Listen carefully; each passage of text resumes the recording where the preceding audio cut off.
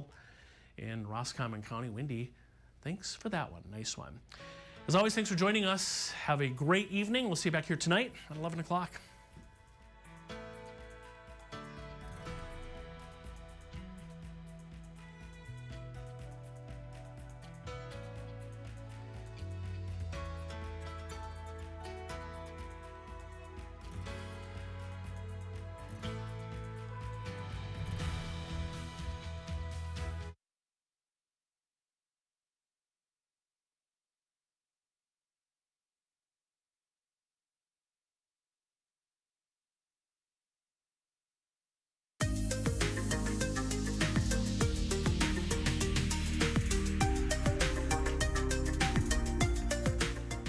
Good Thursday evening. Welcome to Unscripted here on Up North Live. We hope your Thursday is going well as we round out the week. And I have to say, anytime that I get to Thursday, I start to think about the weekend and the weather ahead. Chief meteorologist Joe Charlevoix is a look. I do, Joe. I'm thinking, okay, like tomorrow's Friday. What am I going to do this weekend? What's the weather going to look like? And right now out there, not the greatest. Well, I'm different than you. Okay. I start thinking about the weekend, at 10 o'clock Sunday night. You do? The following weekend. Oh, right. So. I mean, I've been there before. I do the same thing, but yeah. I mean, why not? Right, but we are getting close to that. It's a little drizzly tonight. We've been looking at our weather cameras, Melissa, around the north. It's wet. We have some fog in spots. That'll kind of roll through here, though, later tonight. And then looking ahead, still pretty quiet the next few days. No major issues, but as we get close to Thanksgiving, some big changes coming in. Looks colder and perhaps some snow, maybe. So we'll have all that a little later in the show. All right. Thanks for that, Joe. For our top story tonight, the First Baptist Church of Charlevoix and Housing North are working on a project that will not only bring affordable workhouse housing into the area, but also help to keep a small church afloat for years to come. Up North Live's Mary Jane Glynn has the details on this project and those next steps. This land behind the First Baptist Church off M66 could soon be turned into much-needed housing. Pastor David Anderson says the congregation agreed to use this land for something bigger, to tackle the housing crisis in northern Michigan. It really shocked me because we own 6.5 acres here, and we're not going to build a church that holds 10,000 people. So instead of raising money to mow grass, we should raise awareness to give families a place to live.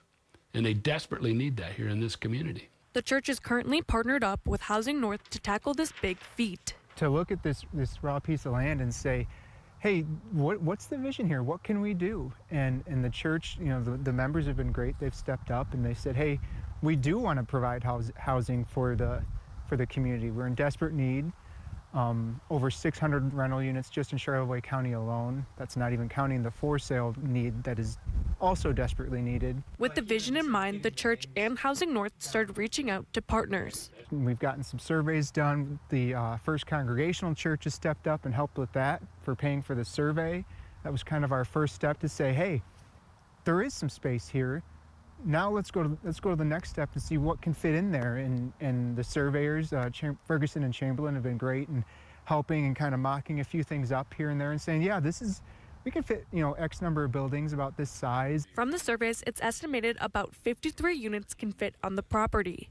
But the project needs more help to turn dirt. And that's really the big ask for us is we're looking for developers, we're looking for funders, we're looking for a solution.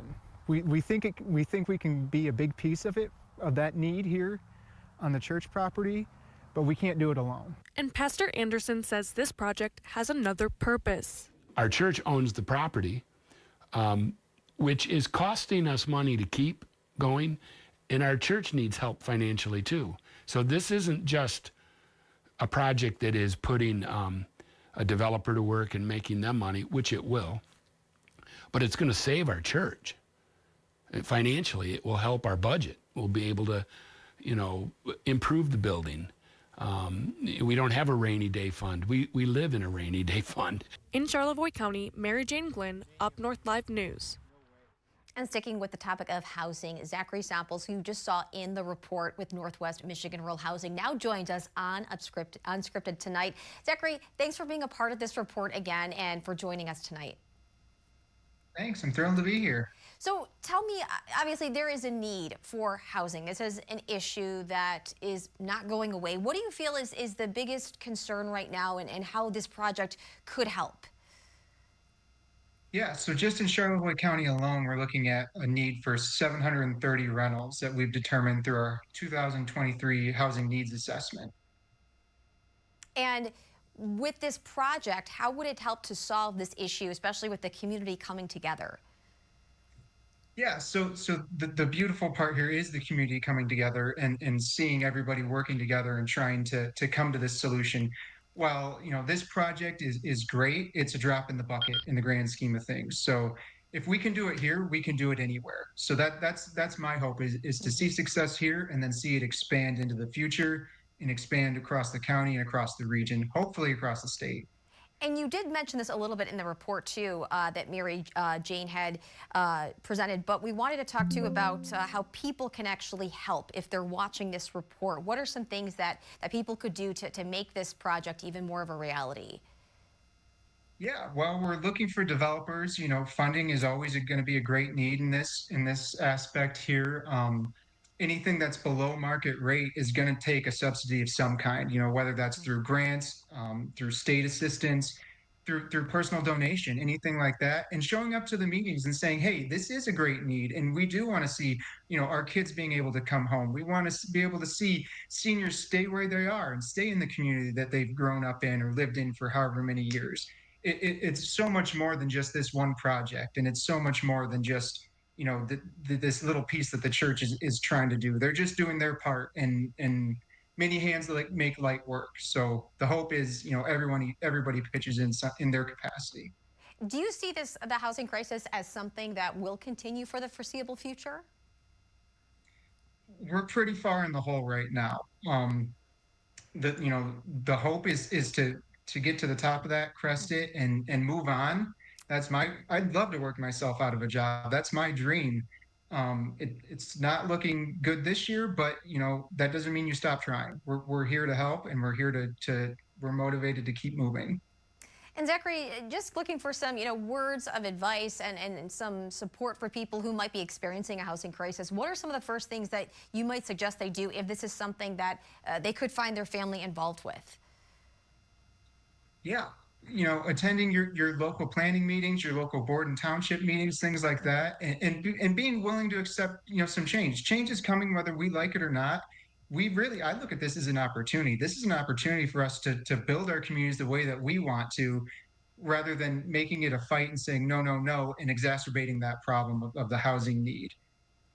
And again, just to recap, next steps with this project, what would you like Northern Michigan to know?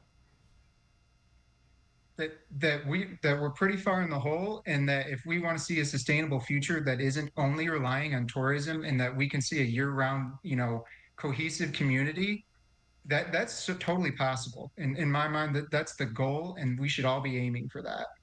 All right. Zachary, thank you for joining us and taking the time tonight. We appreciate that. For more information on this project taking place in Charlevoix County and, of course, the housing crisis across Northern Michigan, you can check out our website, UpNorthLive.com. Well, the National Writers Series in Traverse City looking for a new home for their main operations. Currently, the office runs out of one room, and most of the staff, they have to work virtually because of the space limitations. They're looking for a space large enough right now for their 5-person team and a dedicated classroom where students can learn to express themselves through writing. In addition, the National Writers Series wants their new space to be a community hub where adult writing classes and tutoring can take place, as well as gatherings for writing groups and even book clubs. The NWS is hoping to reach their goal of $100,000 and move to a new location sometime in 2026. Well, the old saying goes, when it comes to New York, if you can make it there, you can make it anywhere. A Northern Michigan man, in a way, made it there after a 20-year journey, and soon his success will pose challenges for millions of people all over the world. It's crazy. It was literally my entire adult life. I've been trying to do it, and I finally did it. For 2 decades, Jonathan Bode has been chasing a dream. I really never took my eye off the ball. Darn near 20 years, rejection after rejection. I think it's about 12. 12 rejection emails from a hero of his. In '06, I actually got a very nice rejection email from Will Shortz himself. If you're into crossword puzzles, you probably know Will Shortz. After all, he's the editor of the New York Times crossword puzzle. And the New York Times is the gold standard of crossword puzzles, I think, across the entire world and across human history. And for 20 years, Jonathan's been trying to get one of his crossword puzzle creations picked up and published by the Times. It is kind of like getting to play in the Super Bowl. You know, you can do great work. There's a lot of great work happening other places, but you never quite lose sight of wanting to be minted by the absolute best. You see, hopeful folks like Jonathan, who craft crossword puzzles, submit them to the Times. And most of those times, they get those polite but stern rejection emails. And thanks for your submission, but we're going to pass on this one. Year after year, short thanks but no thanks emails. Until this one, I opened it and I saw paragraphs, you know, and so that I was like, okay, something's going on. a few paragraphs explaining that Jonathan's 20-year pursuit was over. I was beaming ear to ear, and I came into the other room to give my wife the news, and I feel like I couldn't even speak. I was just smiling so big, and she could almost guess, you know, like what would make me smile that big. She was like, is it the crossword? I was like, it is, I got in. And she was crying, I was crying. I mean, it's crazy. Tuesday, December 2nd, when he opens up the New York Times, he will finally get to see what he's been chasing all these years. It'll have my name, Jonathan Bode, and then it'll say edited by Will Shortz right next to it. The New York Times prides itself on having all the news that's fit to print. For Jonathan, a sense of accomplishment that they found his crossword puzzle also so. On Tuesday, December 2nd, Jonathan will have finally made the Times. So, after 2 decades, now what? I've been wondering the same thing, but you know, the Sunday New York Times is bigger and they pay you more money. So I think that might be where I have to look next. Might have to do a follow-up story with Jonathan. Well, Jonathan says that his creation will be published Tuesday, December 2nd in both print and online versions of the New York Times. So exciting. Speaking of puzzles, that brings us to the question of the day. What's your favorite puzzle? Do you work on them daily? We would love to know. You know, there's a list of puzzles that you could pick from: word searches, Sudoku, Wordle, and of course those beloved crossword puzzles. Go to our Facebook page, Up North Live, and our website, UpNorthLive.com. Let us know your thoughts, and we'll check those responses coming up in the show. Well, despite the fairly quiet and mild weather in the forecast, winter, we know, it is right around the corner. Ski resorts will be opening soon. Meteorologist Ethan Foreman went to a Benson County ski resort to focus on the science behind snowmaking. Staff at Crystal Mountain near Thompsonville is eager for temperatures to drop so they can bring in skiers for the winter season, and they already started some snowmaking with the recent lake effect snow event. We started snowmaking a couple weeks ago, November 9th and 10th. We fired up our snowmaking machines and we were able to get about 9 hours, and we fired up again earlier this week and got another hour, so we're about 10 hours of snowmaking on the season so far. Brittany Primo, the director of communications at Crystal Mountain, said the resort has 179 snowmaking machines. There's a lot of pipe to prime, but once it gets fired up, the crews are busy overnight adjusting the guns, being very directional. It's a very strategic process as far as where the guns are located, the wind, and they're busy. In order for crews to make the snow, there are certain weather conditions that have to be met. Ideal snowmaking conditions are about 28 degrees or less, low humidity, clear skies, light winds. Light consistent winds can help spread the snow out. And, you know, we fire up the snowmaking machines based on temperatures. Primo says that snowmaking is a science, a strategy, and an art. Our snowmaking crew is very experienced. They know how to adjust the guns based on the weather conditions, making those certain adjustments. We also have automated snowmaking guns that will adjust to the temperatures on their own.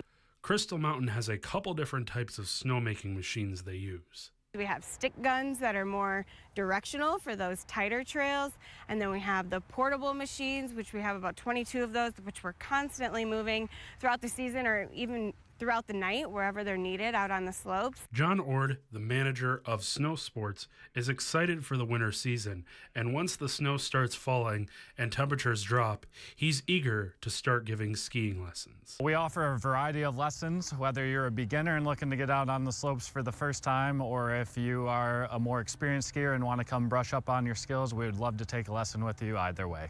If you are looking for lessons, they have some different times of the day with around 120 ski instructors that are looking forward to teaching you. We do AM and PM group lessons, 9 to noon and 1 to 4 for those sessions. And then we do private lessons that are able to be reserved by the hour throughout the day from 9 to 4. In Benzie County, Ethan Foreman, UpNorthLive News. Good stuff. That will be here before we know it. That snowmaking is definitely a science and an art. All right, speaking of weather, stay right here. Meteorologist Joe Charlevoix will take a look at the weather coming up. I'm Jada Johnson from Big Boys TV, and the Fish and Game Report is sponsored by Johnson's Propane.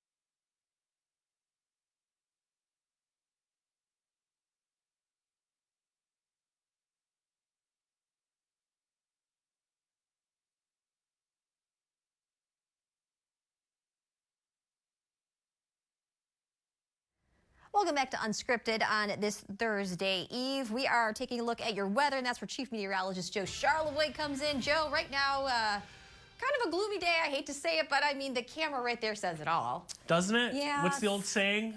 A picture's worth 1,000 words. There you go. Yeah. Yeah. It's a little drizzly out there. But what is coming down tonight, Melissa, it's just rain. Okay. So the roads, I don't think we'll have too many issues on the roads overnight. Good. Into tomorrow morning. 43, that is Petoskey, cloudy skies and some drizzle, a little bit of light rain coming down. It's just too warm for snow with this particular system tonight. You can see we have kind of fog and drizzle and some of those showers, so this is visibility in miles right now. The worst of that is at West Branch there in Ogama County, where we have a visibility down to a half mile. with some fog. Petoskey right now, you just saw the camera there at 2.5 mile visibility. Really not a lot to show you on radar. There are some showers. They're on the lighter side, kind of moving away. But even where you see areas back across northern Michigan and it doesn't really show much, there's still some drizzle. Radar just has a little bit of a hard time picking that up. And that's all ahead of this cold front, which sits from the central UP down into Iowa tonight. That will continue to work through the area. There's not going to be a big push of cold air behind this, but the wind will turn out of the northwest from the southwest. Showers tonight. And then tomorrow, this is a little bit of lake effect north of Gaylord. So let's pick Trout Lake. You might get a rain or snow shower tomorrow. There, maybe around Sheboygan, for instance, Petoskey, tomorrow evening. Away from there, partly cloudy skies. So I do think a little better chance for some sunshine. A couple of those may linger into Saturday morning. And then our northern counties, this is a separate system, might get brushed with a little rain Saturday evening. Doesn't last long. And then a nice day on Sunday with partly cloudy skies expected. But as we get into Thanksgiving, yeah, some colder air drops down out of Canada. At least that's the thought right now. And so it will happen. We'll take you into next week because this is, again, Thanksgiving week. So we go to Tuesday, a little bit of light rain, too warm for snow. Wednesday, rain, and then late Wednesday into Thursday, that's when it looks like some of this cold air may migrate in here. And there we are on Thanksgiving with what could be lake effect snow. Draining in. So that we'll keep an eye on that. Could be a little bit of an issue for travel on Thursday, perhaps even into Black Friday late next week. So an early look at travel on Thanksgiving week. You know, Thanksgiving Day, probably not all that great with some of that snow. We'll keep an eye on it. Of course, we've got a week until we get there. Tonight, 30s, hit and miss showers and drizzle, a little late clearing. And there's tomorrow, we're looking at 40s, a little bit of a rain-snow mix north of Gaylord. Otherwise, a mix of sun and clouds, a northwest wind tomorrow, and there's the extended forecast. Sunday, Monday, pretty quiet, and then that rain chance rolls in Tuesday, and you can see Thanksgiving right there. Got the turkey up there, 30s, There it is. chance for some snow. A week from today. That's right. All right, thanks, Joe. Coming up, we're going to take a closer look at the dominance of Kingsley High School this fall. Sports Director Harrison Beebe has all of that and a breakdown coming up after the break.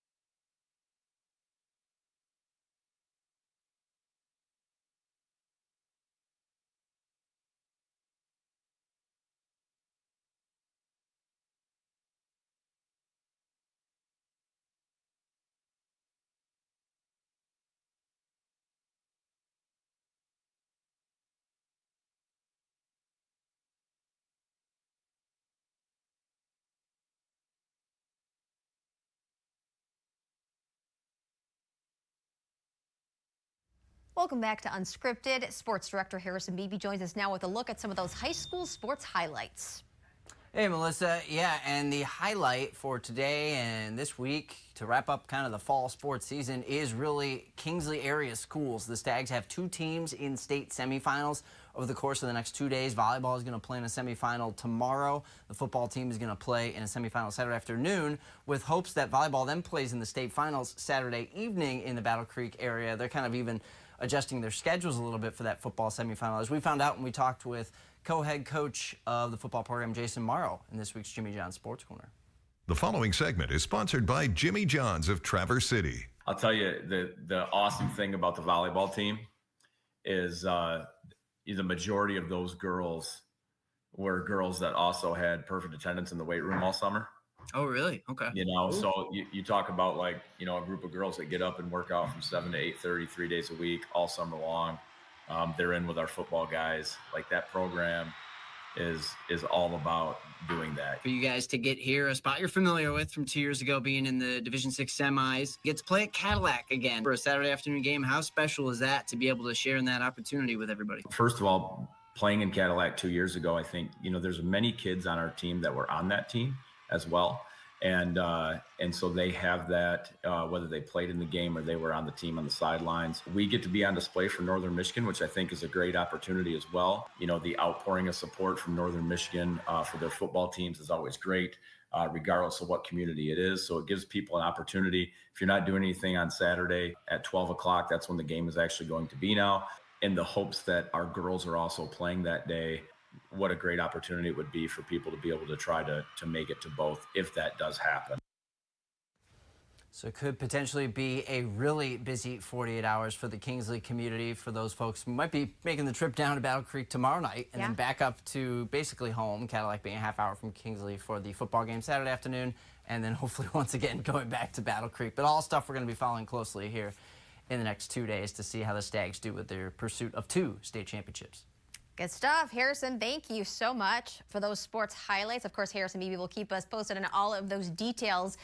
Switching gears, though, we want to take a look at the question for Up North Live Unscripted. We asked you if you do play any puzzles. Check out our Facebook page and our website. And thank you for joining us. We'll catch you right back here later for Up North Live News at 11.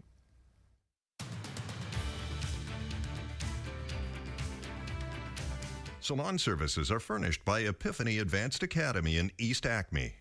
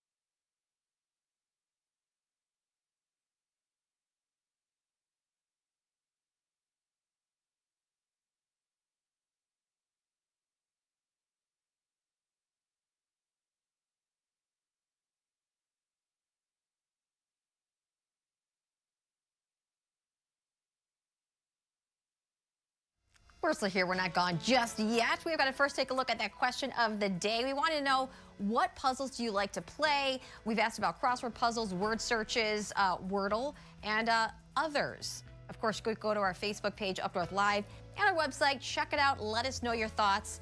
And thanks for joining us for Unscripted. Now we will see you back here for Up North Live News at 11. Have a fabulous night.